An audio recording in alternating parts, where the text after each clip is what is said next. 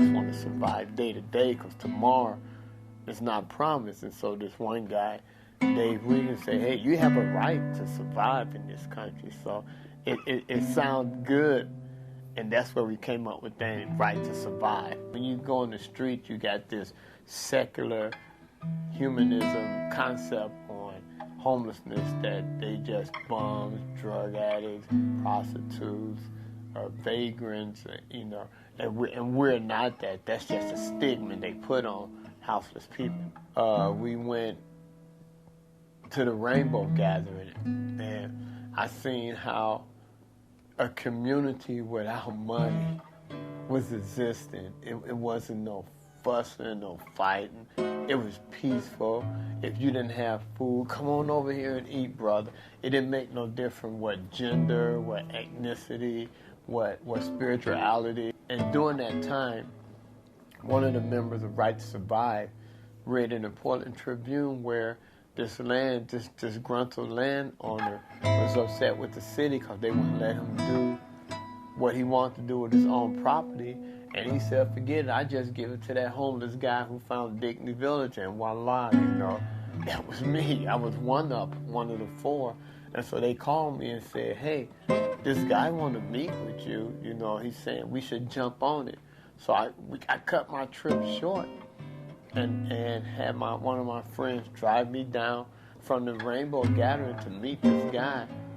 And I talked with him. Then he wanted to meet with a group of us, so I developed a group of what we want to present this guy, how we're going to utilize his land. And so we came together. First thing a houseless person look for is a nice, safe, warm, dry place to sleep. Second thing is to eat. And third thing is where they can leave all their stuff, where they can go look to be productive. Because if you're not having sleep, you're sleep deprived and you're walking around like a zombie. Where do I go? Where do I go? What do I do? Because if you're not having enough sleep, your thinking capacity is not there. And if you're not eating, your stomach takes control of what you're thinking about because you need that energy to maneuver. And so since we already have our trademark Right to Survive, we said, well, people when they sleep, you know, you can dream of becoming productive. You can dream of looking for work. You can dream of having a family. You can dream. So we said, well, homeless people have a right to dream too. And so that's where we got the name Right to Dream too. And then we started using an acronym from Star Wars, R2D2, you know, War Against Poverty. That's how Right to Dream 2 started, and we took this proposal to the landowner. And he was kind of reluctant at first, but since it was like a direct action to the city, right, smack in your face in the prime real estate part of downtown, saying, look at all these homeless people that need places to sleep. He went for it. And we didn't think it was going to last this long. We just wanted to be a direct action to show the city they need to have places to put houseless people. And then we put up a fence so it couldn't just anybody come into the rest area.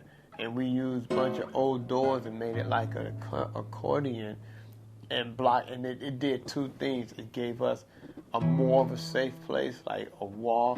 It was noise reduction. It gave us privacy, and it gave us our own community. And they said the fence was too high, so they fined us on that too. And it was first to start off at $600 a month, and they said it's going to double. And we thought it was going to double every month, and now it's up to $17,000 because we refuse to pay for something that we're not. We refuse to pay for something that we're helping people out without using any help from the city officials or the government, and we just learning to write grant, give fundraisers, and help ourselves. And we doing what the city should be doing, is helping getting people off the street and putting them in a safe place where they can learn to be productive and get back in the mainstream society.